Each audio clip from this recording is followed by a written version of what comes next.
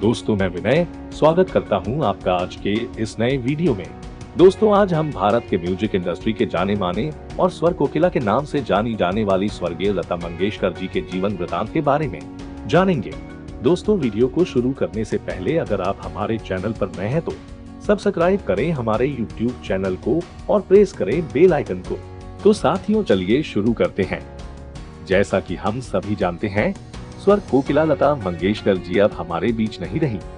देश पूरी तरह गम में डूबा है। दोस्तों हम जानेंगे कि इनकी जीवनी कैसी रही और इनसे हमें क्या प्रेरणा मिलती है। इनके जीवन से हमें यह सीखना चाहिए। दोस्तों उपलब्धियां ऐसी होनी चाहिए कि इस दुनिया से जाने के बाद भी आपकी उपलब्धियां आपको अमर बना दे। तो चलिए जानते हैं लता जी की कुछ उपलब्धियां।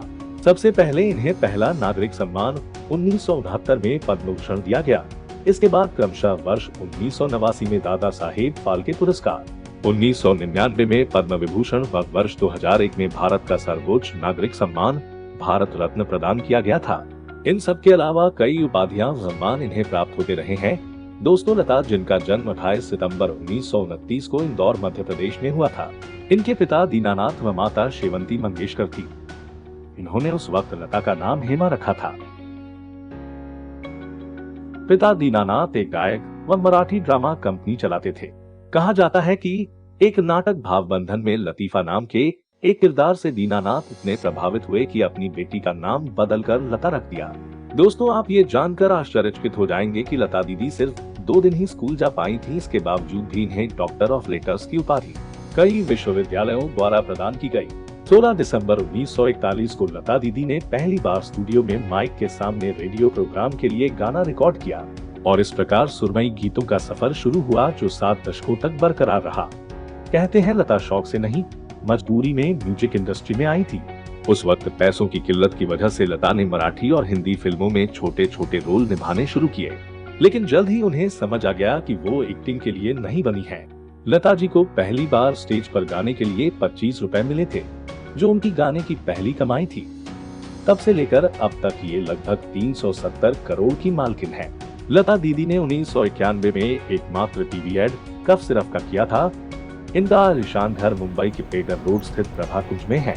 लता जी अपने गाए हुए गाने से महीने में 40 लाख और सालाना 6 करोड़ की रॉयल्टी प्राप्त करती हैं। लता दीदी को म्यूजिक इंडस्ट्री में लाने का श्रेय मास्टर गुलाम हैदर को जाता है, जो बंटवारे के बाद पाकिस्तान चले गए।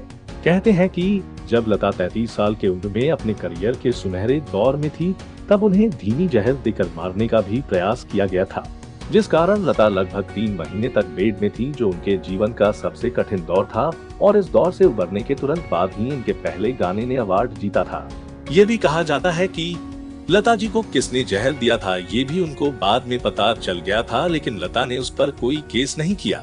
1962 के भारत चीन युद्ध के पश्चात 1963 में लता जी ने देश प्रेम और एकजुटता की भावना से ऐ मेरे वतन के लोगों जरा आंख में भर लो पानी गाना गाकर सभी भारतीयों को और करीब ला दिया। लता जी को भारत के बाहर दुनिया भर में इनकी गायकी के लिए पहचाना जाता था। 92 वर्ष की लता दी ने 36 भाषाओं में लगभग 50,000 गाने गाए, जो अपने आप में एक वर्ल्ड रिकॉर्ड है और ये Guinness book of world record में भी शामिल है। कहा जाता है कि ये खुद के गाए गाने को नहीं सुना करती थी। लता 1999 से लेकर वर्ष 2005 तक राज्यसभा सांसद भी रही। इन्होंने अपना आखिरी गाना वर्ष 2019 में सौगंध मुझे इस मिट्टी की गाया, जो भारतीय सेना को ट्रिब्यूट के तौर पर गाया गया था। वर्ष 1983 के वर्ल्ड कप के लिए लता दीदी ने कॉन्सर्ट कर 20 लाख रुपए भारतीय टीम के लिए जुटाए थे। दोस्तों भारत में इनके निधन के पश्चात 2 दिनों का राष्ट्रीय शोक भी घोषित किया गया है। तो ये थी आज की वीडियो। दोस्तों आपको ये जानकारी कैसी लगी हमें कमेंट कर जरूर बताएं और इसी तरह के अन्य जानकारी हेतु विजिट करें हमारे चैनल पे। तो चलिए आज के इस वीडियो को यहीं समाप्त करते हैं और मिलते हैं अगली वीडियो में। धन्यवाद।